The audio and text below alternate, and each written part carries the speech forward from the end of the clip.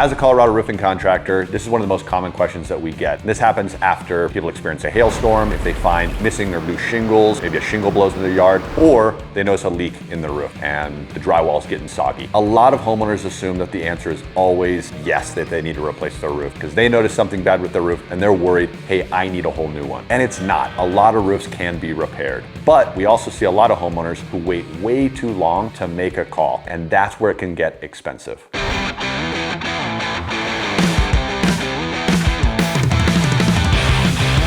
So when does roof repair make sense, and when is it time for a full replacement? Here are signs that roof repair makes sense. Roof damage is isolated to one area, right? Another is that roof is relatively young. It's in good serviceable condition. Or there's a single point of failure. This might be a leak from a pipe boot, one little section of flashing, or small and isolated storm damage, maybe only to one small side of the house or missing shingles. The other factor here is it actually repairable? So repairability of a roof, and specifically with asphalt shingles, is a factor, okay? Let's say we have one shingle that's blown off in a windstorm, or maybe a handful of shingles that have blown off in a couple different areas. If the roof is in overall good condition, that shingle can be individually replaced, okay? But they're not always at the top of the roof. We might imagine, let's say if this shingle or this shingle needs to be replaced. In that situation, we would use a flat bar, break the seal of the roof, and then we'd have to remove the nails that are underneath this shingle, okay? So when we do that, we might have to flex both shingles up to remove these nails,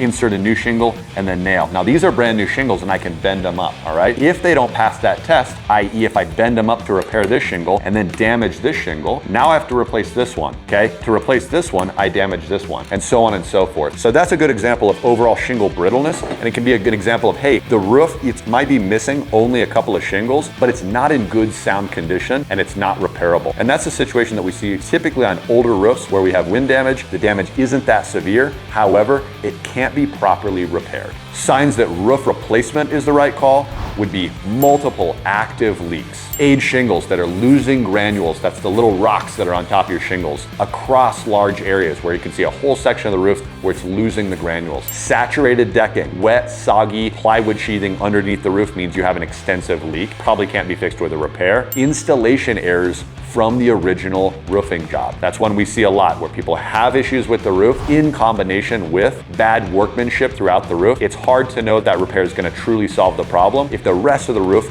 wasn't installed properly to begin with. Last is the 25% rule. If repair cost approaches 25% of full replacement, i.e. if you have a $2,500 repair on a $10,000 roof, start to think about replacement. It's not always the case, but you should be comparing that with replacement options. In most situations, we find that replacement is almost always the better decision in order to get a good quality roof on your home.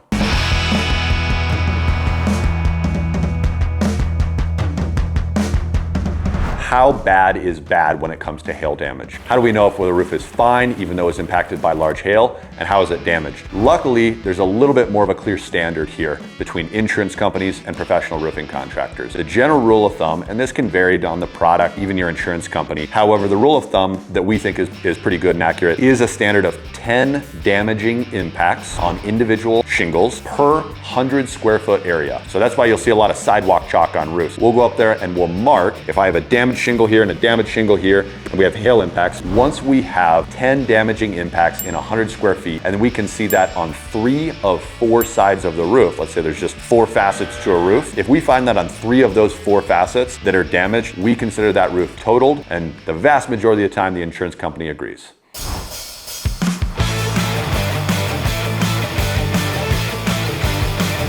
All right, let's go through a couple of real life examples of things that I've experienced as a roofing contractor. One would be an example of someone who waited too long to complete repairs and repair wasn't viable and we had to do full replacement. And another one would be a situation where people assumed they needed a whole new roof and they didn't, and it could actually easily be repaired. We see both scenarios in any given week here. It reminds me of a time when, so I had a customer who was actually in Golden, Colorado, and their roof was in really bad condition. However, they told me they wanted to repair the roof. They had waited way too long to do any service or maintenance on the roof. However, they said they really just wanted to repair. We talked about replacement, but they weren't interested at all. So I elected to complete the repairs for them. It was a really bad idea. And looking back, I wish I wouldn't have done it. And it was a lesson learned for me as a roofing guy. We charged them thousands of dollars to do a repair. While doing the repair, we were worried about the quality that we could deliver because the roof was in such bad condition. Immediately after we finished repairs, they continued to have problems. Now, we were the roofing guys, so naturally they were mad at us. We had missed the opportunity to be really clear about what we had found. Maybe our heart was in the right place. We were trying to help them with a repair because they didn't feel like they could afford replacement. However, it wasn't the right advice, right? They truly had waited too long. The condition of the roof didn't allow for proper repair, and we continued to have problems afterwards. So, lesson learned.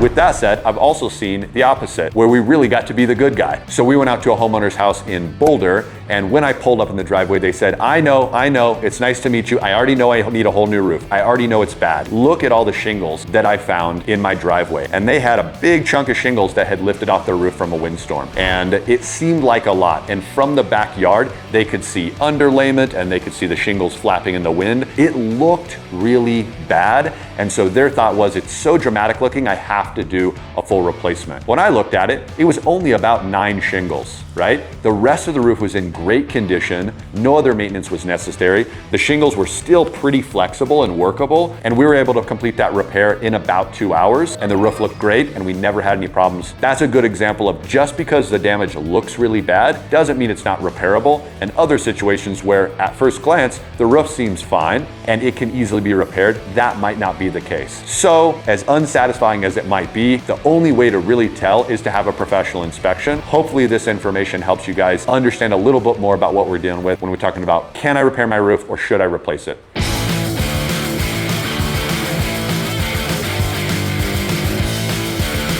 What a lot of homeowners don't understand is that repairs can cost a lot more per square foot than full replacement. Full replacement is quite efficient. Repairs are very inefficient, okay? So we're talking about mobilization of installers and equipment, matching materials, correctly opening and then resealing a small area. It's a lot of work to do to repair a small area. So a small repair might be $2,500, where it doesn't even seem like that much work is getting done, but it's kind of pain to get in there and actually do it right. Versus replacing the entire roof might be $10,000. We tear off the entire roof, right? We completely start over, and it can be done really, really quickly. So there's a difference in labor efficiency between those two things, and we're kind of helping people do that math to understand what's a viable option. Now, when we're talking about cheap repairs, I like to say that repairs that are under $400 or $500 are typically just somebody going up there and spreading a bunch of sealant or roof goop of some kind all over the problem area, praying that it's gonna work, right? Keeping their fingers crossed. Hey, maybe we fixed it. That's not a real roof repair. And sometimes we'll write a roof repair estimate for $1,500 because we know that it's gonna involve replacing flashing, matching shingles, right? Doing a little bit more investigation work while we're doing the repair. And someone else will say, hey, I found somebody who's gonna do it for $300, the same thing you're doing. Those are not the same types of repairs. So I've found generally that really cheap repairs aren't even worth doing. Save your money in order to do it the right way. You'll be grateful.